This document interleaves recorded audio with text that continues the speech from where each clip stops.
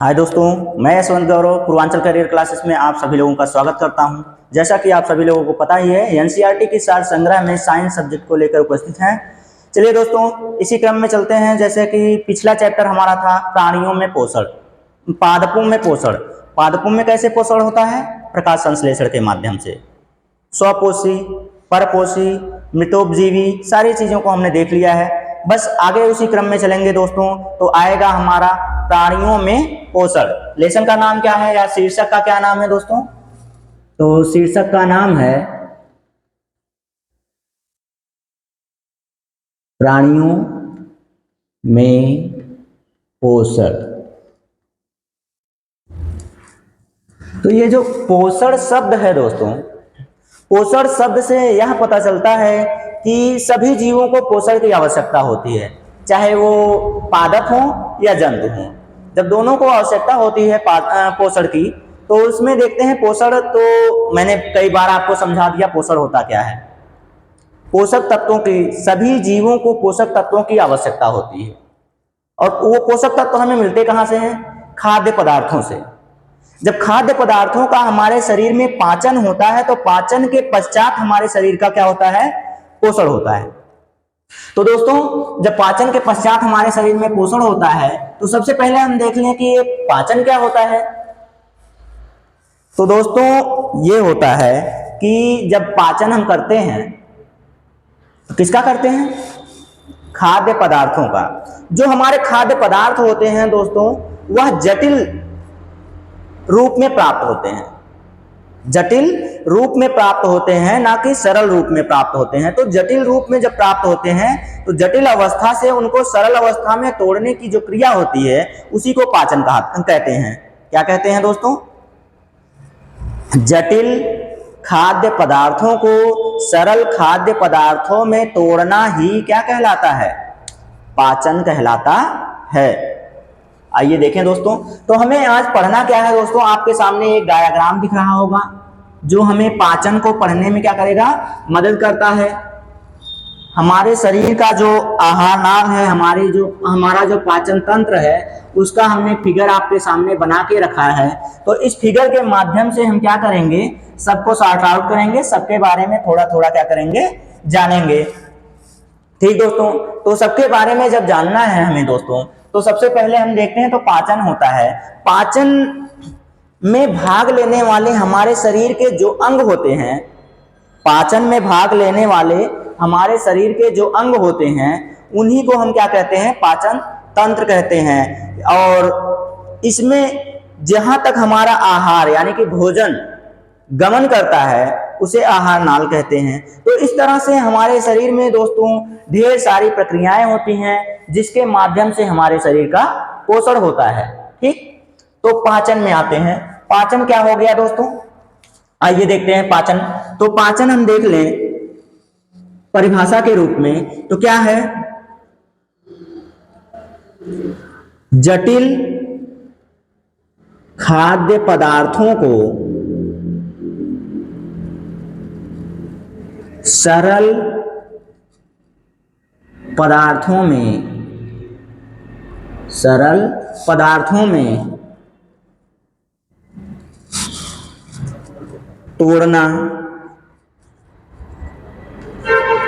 तोड़ना नहीं दोस्तों, परिवर्तित लिख लीजिए। परिवर्तित करना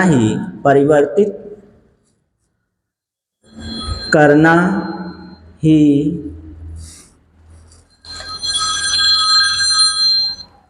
क्लास में है सर। चलिए, तो परिवर्तित करना ही क्या कहलाता है? विखंडन कहलाता है। क्या कहलाता है दोस्तों? विखंडन कहलाता है एवं इसी प्रक्रिया को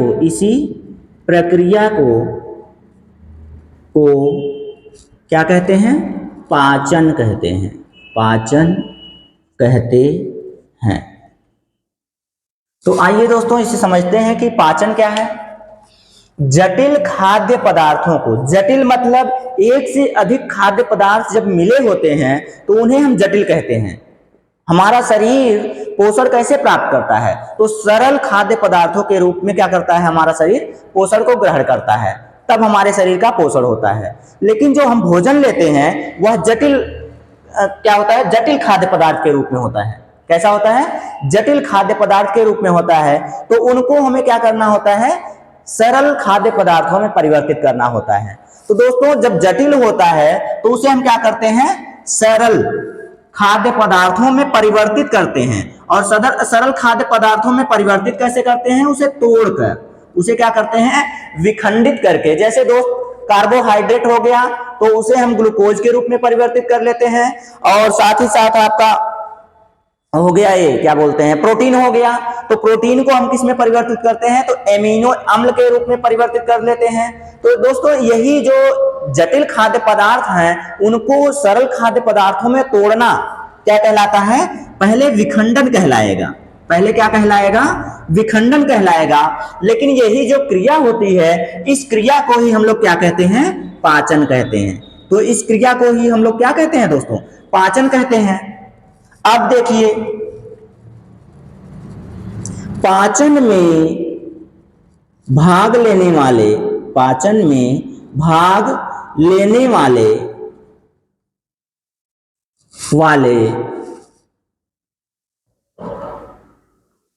अंगों को पाचन तंत्र कहते हैं। क्या कहते हैं दोस्तों, पाचन तंत्र कहते हैं। मतलब एक सिस्टम बन जाता है, एक तंत्र बन जाता है, एक जाल बन जाता है, तो उसी को हम लोग क्या कहते हैं, पाचन तंत्र कहते हैं। तो पाचन में भाग लेने वाले, पहले तो पाचन हो गया, अब पाचन में जो अंग भाग लेते हैं हमारे शरीर के, उनको हम लोग क्या कहते हैं, संपूर्ण रूप से, सम्मिलित रूप से उसे हम लोग पाचन तंत्र कहते हैं। तो दोस्तों ये देखिए हमारा हो गया पाचन, और उसके बाद हो गया पाचन तंत्र। तो दोस्तों हमारे भोजन का जो पाचन होता है, क्या मुख में ही पाचन हो जाता है? नहीं होता है। तो उसमें भाग लेने वाले जो अंग होते हैं दोस्तों, हमने उसका आपके सामने डायग्राम बना के रखा है, उसका फिगर बना के रखा है। तो आइए इन फिगर के माध्यम से जानते हैं कि हमारे शरीर के अंदर जहां तक पाचन होता है वहां कौन कौन से अंग होते हैं। तो सबसे पहले दोस्तों हमारा जो मुख होता है, ये जो हमारा मुख है जहां से हम बोल रहे हैं, जो हमारा इतना बड़ा मुख आपको दिख रहा है, सबसे पहले भोजन यहां जाता है। कहां जाता है, देखिए मुख गुहिका में। कहां जाता है, मुख गुहिका या मुख में हम लोग करते हैं।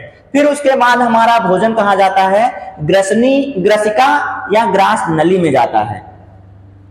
किसमें जाता है, ग्रसिका या ग्रास नली। ये जो सीधा वाला आपको नली की तरह से आपको दिख रहा है, यही आपका ग्रसनी है, ग्रसिका है या ग्रास नली है। दोस्तों हमारे जुबान से बार बार ग्रसनी निकल रहा है, तो ये ग्रसनी श्वास नली को कहते हैं।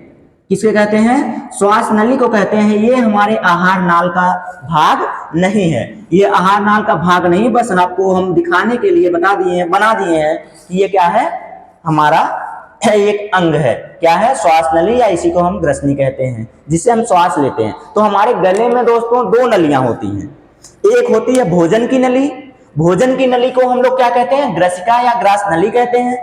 भोजन की नली को क्या कहते हैं, ग्रसिका या ग्रास नली कहते हैं। और श्वास नली, जिससे हमारी वायु श्वास जाती, सांस, उसे क्या कहते हैं, श्वास नली या ग्रसनी कहते हैं। तो दोनों में ये अंतर है दोस्तों। अच्छा, हमें हिचकी क्यों आती है, हिचकी या खांसी क्यों आने लगती है भोजन करते समय? दोस्तों जब हम भोजन करते हैं तो मुख से ही, देखिए दोनों गले में ही क्या है, कंठ में ही दोनों ये ग्रसनी और ग्रास नली दोनों की दोनों वहीं पे क्या है, जुड़ी हुई हैं। तो दोस्तों हमारे श्वास नली जो होती है ना, वो एक वाल्व से क्या होती है, ढकी होती है। जब भोजन करते हैं तो वाल्व से ढक जाती है। वाल्व का मतलब दरवाजा, कपाट, क्या होता है, दरवाजा या कपाट होता है, उससे ढक जाती है। उससे ढकने के बाद तब जाके भोजन हमारा जो होता है वो ग्रसिका या ग्रास नली में चला जाता है। लेकिन गलती से वहीं हमारे भोजन का कुछ कण या एक कण, कोई कण आके श्वास नली में चला जाता है तो हमें हिचकी आ जाती है या खांसी का अनुभव होता है, घुटन का अनुभव होता है भोजन करते समय, तुरंत हमें पानी की आवश्यकता होती है। तो दोस्तों इससे इंसान बेहोश भी हो जाता है, इंसान की मृत्यु भी हो जाती है अगर भोजन श्वास नली या ग्रसनी में चला जाए तो वो जो वाल्व होता है वो बहुत ही महत्वपूर्ण होता है, बहुत आवश्यक अंग है हमारे इस आहार नाल का। चलिए तो देखें, ये हो गई हमारी ग्रसिका। ग्रसिका को भोजन नली भी कहते हैं। तो यहां से निकल के आता है, ग्रसिका से लगा हुआ होता है आमाशय। ग्रसिका से क्या लगा होता है? आमाशय लगा होता है। आमाशय के बाद देखें दोस्तों तो आमाशय, देखिए ये हमारे पास आमाशय है। क्या है? आमाशय है। तो आमाशय का एक थैलीनुमा संरचना होती है। आमाशय क्या होती है? एक थैलीनुमा बड़ी सी संरचना होती है, बड़ी सी ग्रंथि होती है। और इसका आकार कैसा होता है? अंग्रेजी के जे के आकार का होता है। अंग्रेजी के किस आकार का होता है दोस्तों? तो अंग्रेजी के जे आकार का होता है। तो दोस्तों अब ये जो जे आकार का होता है ये आमाशय, ये क्या है? पूरा आमाशय है। तो आमाशय में श्लेष्मल हाइड्रोक्लोरिक अम्ल होता है दोस्तों। क्या होता है? श्लेष्मल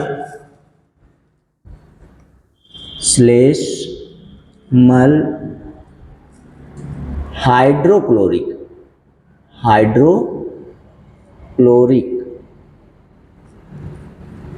अम्ल। क्या होता है? हाइड्रोक्लोरिक अम्ल होता है दोस्तों, जो भोजन को पचाता है। ठीक, तो दोस्तों शुरू से शुरू करें तो पहला क्या हुआ? मुख गुहिका हुआ। मुख गुहिका यानी कि हम भोजन का सबसे पहले भोजन को अपने मुख में ग्रहण करते हैं। तो भोजन को मुख में ग्रहण करने की क्रिया को ही भोजन का अंतर ग्रहण कहते हैं। तो पाचन की जो सबसे पहली प्रक्रिया होती है दोस्तों, पाचन की सबसे पहली प्रक्रिया जो होती है वो क्या होती है? भोजन का अंतर्ग्रहण। क्या होता है दोस्तों? भोजन का अंतर्ग्रहण। तो भोजन का अंतर्ग्रहण क्या कहलाता है दोस्तों? पाचन की सबसे पहली प्रक्रिया जो होती है उसी को हम लोग क्या कहते हैं? भोजन का अंतर्ग्रहण कहते हैं। तो भोजन का अंतर्ग्रहण क्या हुआ? भोजन का मुख में ले जाना, भोजन का ग्रहण करना ही। भोजन का मुख में ले जाना या भोजन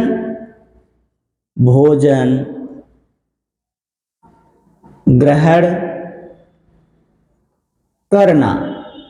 तो दोस्तों भोजन का मुख में ले जाना, सबसे पहले हम क्या करते हैं? थाली से अपने हाथों द्वारा भोजन को मुख में ले जाते हैं या भोजन को ग्रहण करते हैं। तो दोस्तों भोजन को ग्रहण करना या मुख में ले जाने की जो क्रिया है उसी को हम लोग क्या कहते हैं? भोजन का अंतर्ग्रहण करते हैं।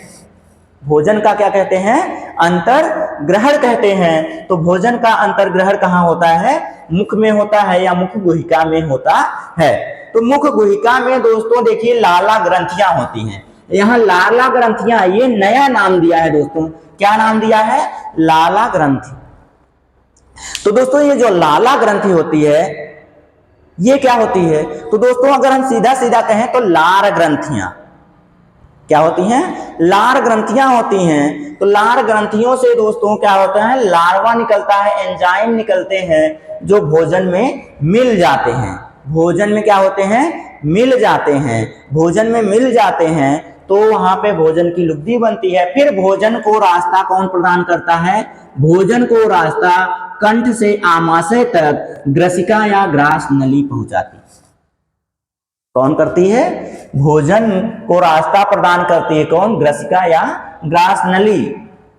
वहां से रास्ता उसने प्रदान कर दिया। फिर उसके बाद भोजन कहाँ आता है? आमाशय में आता है। देखिए यहाँ आता है ना, यहाँ कहाँ आता है? आमाशय में आता है। और आमाशय का आकार क्या होता है दोस्तों? जे के आकार का होता है। यह एक थैलीनुमा बड़ी ग्रंथि होती है। थैलीनुमा क्या होती है? बड़ी ग्रंथि होती है जिसमें श्लेष्मल हाइड्रोक्लोरिक अम्ल होता है। क्या होता है? श्लेष्मल हाइड्रोक्लोरिक अम्ल होता है। ठीक, तो हाइड्रोक्लोरिक अम्ल हो गया हमारा। हाइड्रोक्लोरिक अम्ल क्या करता है, भोजन को यहाँ पचाता है, भोजन को क्या करता है, पचाता है। भोजन को पचाने के बाद फिर देखिए यहाँ पे हमारा एक और अंग है, कौन सा अंग लगा हुआ है, इसी से अग्न्याशय के बगल में ही लगा हुआ है, पित्ताशय। पित्ताशय जो होता है दोस्तों, ये पित्ताशय का क्या काम है, पित्ताशय के बगल में आपको एक और ग्रंथि दिख रही होगी, कौन सी ग्रंथि दिख रही है, यकृत दिख रही है। यकृत जो होती है दोस्तों, इसका सबसे महत्वपूर्ण बिंदु क्या है, बार बार आपके पेपर में पूछा जाता है, बार बार किसी प्रीवियस ईयर का पेपर उठाएंगे जहां पे साइंस या जीके का क्वेश्चन देता हो दोस्तों, जीएस का क्वेश्चन देता हो, तो आप देखेंगे सबसे ज्यादा बार पूछी जाने वाली ग्रंथि कौन सी है, यकृत ग्रंथि है। क्यों है, क्योंकि यह हमारे शरीर की सबसे बड़ी ग्रंथि है, मानव शरीर की सबसे बड़ी ग्रंथि, मानव शरीर की सबसे बड़ी ग्रंथि कौन सी ग्रंथि है दोस्तों, यकृत है। यह कैसी होती है दोस्तों, यह लाल भूरे रंग की होती है। कैसी होती है, लाल भूरे रंग की होती है। और दोस्तों यह पित्त रस स्रावित करती है। क्या करती है, लाल प्लस भूरे रंग की होती है। कैसी होती है, लाल भूरे रंग की होती है। और दोस्तों यह क्या करती है, पित्त रस स्रावित करती है। दोस्तों यहां से भी कई बार प्रश्न पूछे गए हैं, कई बार प्रश्न पूछे गए हैं कि पित्त रस का स्राव होता है, पित्त रस का स्राव होता है, कहां से होता है दोस्तों, तो लोग कहां से लगाते हैं, पित्त रस पित्ताशय, पित्तरस पित्ताशय मिलता जुलता शब्द है, इसलिए लोग पित्ताशय लगा देते हैं। और यहाँ पे क्या हो जाता है दोस्तों, गलत हो जाता है। क्यों गलत होता है दोस्तों, तो पित्तरस जो होता है वह यकृत स्रावित करता है। कौन सी ग्रंथि स्रावित करती है, यकृत स्रावित करती है, किसको, पित्तरस को। तो दोस्तों आपको समझ में आ गया होगा कि पित्ताशय से पित्तरस क्या होता है, पित्ताशय में पित्तरस एकत्रित होता है, ना कि स्रावित होता है।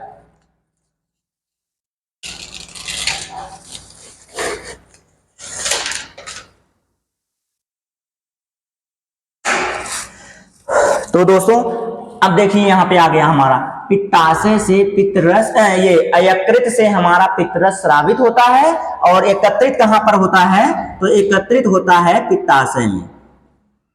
ठीक दोस्तों, अब ये जो पित्तरस होता है यह क्या करता है, पित्तरस जो होता है दोस्तों वसा का पाचन करता है। क्या करता है, वसा का पाचन करता है। फिर उसके बाद देखिए यहां से यकृत हो गया, यकृत क्या हो गया, सबसे बड़ी ग्रंथि हो गई। बार बार पूछा जाने वाला प्रश्न है, प्रीवियस ईयर के क्वेश्चन उठा के देखिए या पेपर उठा के देखिए तो बार बार पूछा जाने वाला जो ग्रंथि होती है वो कौन होती है, यकृत होती है। फिर उसके बाद आता है यकृत से स्रावित होने वाला रस कौन सा है, पित्तरस है। पित्तरस का कार्य क्या है, वसा का पाचन करना होता है। ठीक, वसा का क्या करना होता है, पाचन करना होता है। पित्तरस एकत्रित कहां होता है, पित्तरस इकट्ठा कहां होता है, तो पित्ताशय में होता है। कहां होता है दोस्तों, पित्ताशय में होता है। ये देखिए ये है हमारा पित्ताशय। ठीक, तो पित्ताशय के बाद दोस्तों आता है हमारा क्या, अगले क्रम में क्या आ गया, अग्न्याशय। क्या आ गया दोस्तों, अग्न्याशय आ गया। ठीक, अग्न्याशय ये जो यहाँ पे लगा हुआ आमाशय के जस्ट नीचे लगा हुआ भाग है, ये देखिए ये जो भाग है इसी को हम लोग क्या कहते हैं, अग्न्याशय कहते हैं। यह कैसा होता है दोस्तों, हल्का पीले रंग का होता है। कैसा होता है, हल्का पीले रंग का होता है। यह भी एक बड़ी ग्रंथि होती है, यह भी कैसी होती है, एक बड़ी ग्रंथि होती है। और ये जो ग्रंथि होती है ये कहाँ होती है दोस्तों, उदर के ठीक नीचे होती है। उदर के ठीक नीचे होती कहां पे है, उदर के ठीक नीचे होती है। और दोस्तों यह आमाशयी रस को स्रावित करती है। कौन सा रस को, अग्न्याशयिक रस को स्रावित करती है। कौन से रस को, अग्न्याशय जो होता है, कहां गया, अग्न्याशय। अग्न्याशय क्या करता है, अग्न्याशयिक, अग्न्याशयिक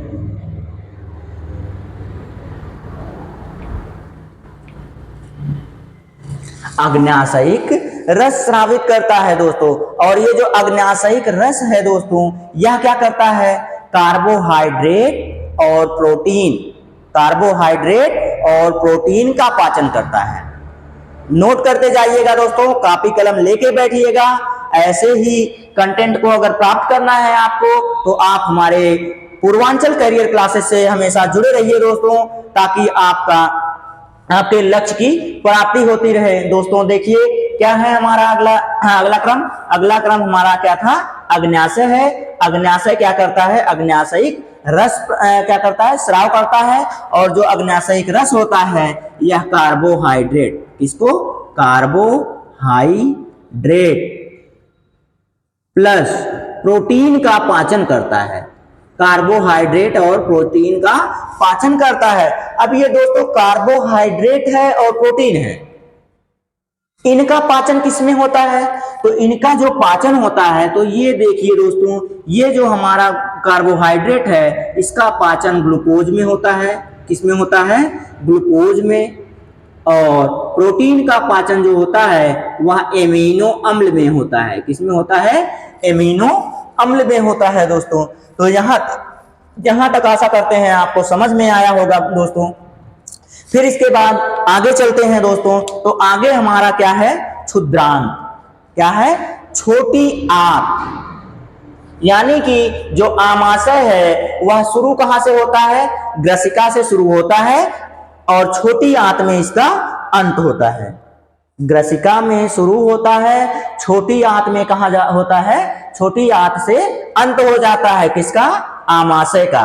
फिर उसके बाद आमाशय के बाद से शुरू कौन हो गया, छोटी आंत। छोटी आंत नाम से छोटी होती है। छोटी आंत जो होती है दोस्तों वह क्या होती है, नाम से छोटी होती है, आकार में, लंबाई में या बड़ी आंत से भी बड़ी होती है। यानी कि ये जो छोटी आंत है दोस्तों, छोटी आंत की लंबाई क्या होती है, 7.5 मीटर।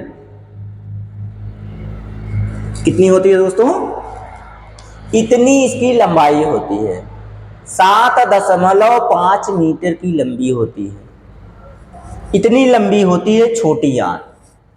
ठीक दोस्तों, छोटी आंत इतनी लंबी होती है। फिर ये दोस्तों, अब जब हम आपको अलग से आहार नाल या पाचन तंत्र पढ़ाएंगे, जिसमें आपको मुख में दांत, अच्छा दांत यहाँ पे पॉइंट दी गई है तो दांत के बारे में भी थोड़ा सा बताना है। तो ये दोस्तों अभी हम थोड़ा किसी पॉइंट के बारे में बताते चल रहे हैं, थोड़ा आपको अध्ययन करा रहे हैं। इसके बाद जब हम एक एक पॉइंट को लेके आएंगे तो उसमें आपको पूरी जानकारी देंगे कि किसमें कितना होता है। ये जो क्षुद्रांत है ये कितने भागों में बटा होता है, जैसे 3 भागों में बटा होता है। सबसे पहले कौन होता है, क्षुद्रांत का कौन सा भाग होता है, बाद में कौन सा भाग होता है, तो ये सारी चीजें हम आपको बताएंगे। लेकिन यहाँ पे सिर्फ आप इतना जानिए कि क्षुद्रांत की लंबाई कितनी होती है, 7.5 मीटर लंबी होती है। यह सबसे लंबी ग्रंथि है। क्या है, ये सबसे लंबा भाग है।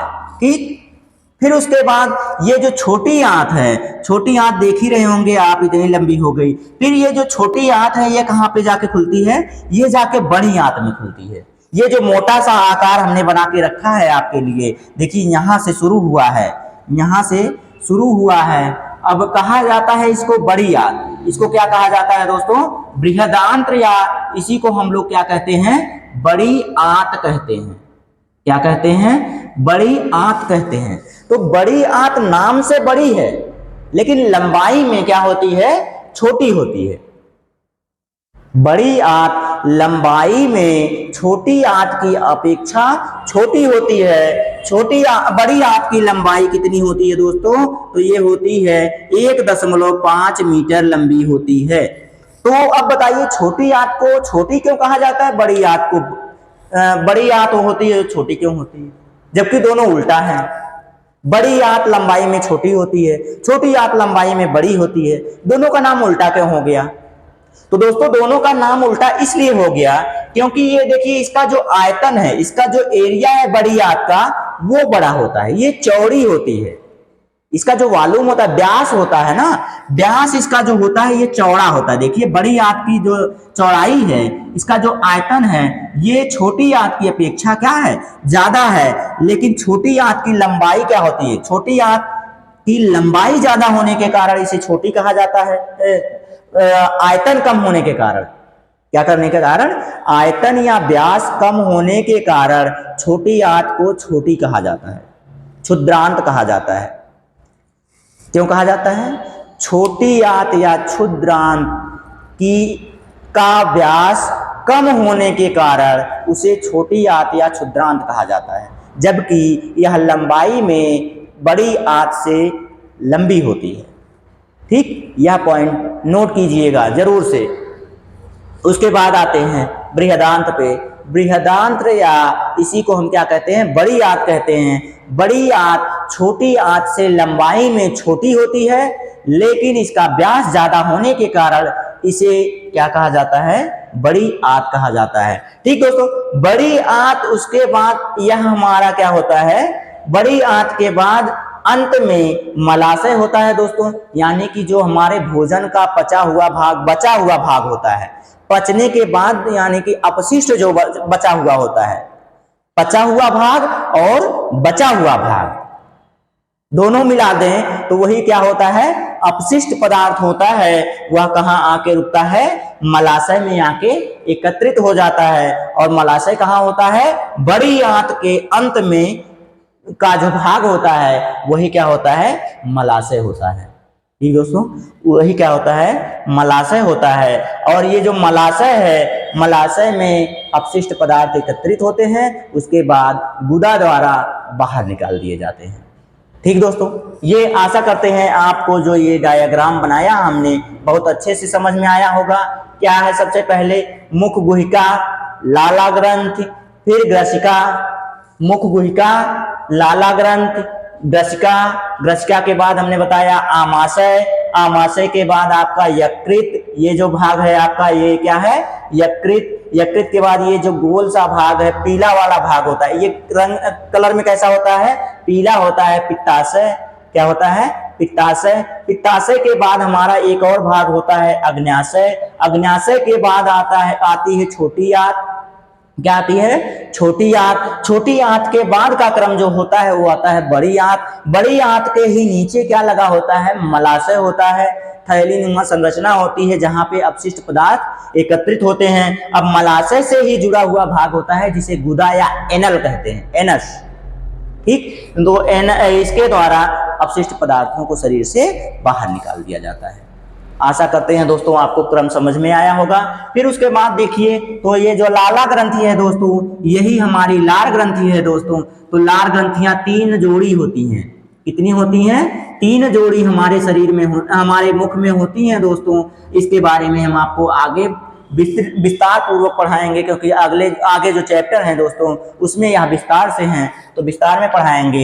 यकृत आप जान ही गए, पित्तरस स्रावित करता है, और पित्तरस से फिर क्या होता है, पित्ताशय में जाके पित्तरस एकत्रित होता है। पित्ताशय का काम क्या है, वसा का पाचन करना।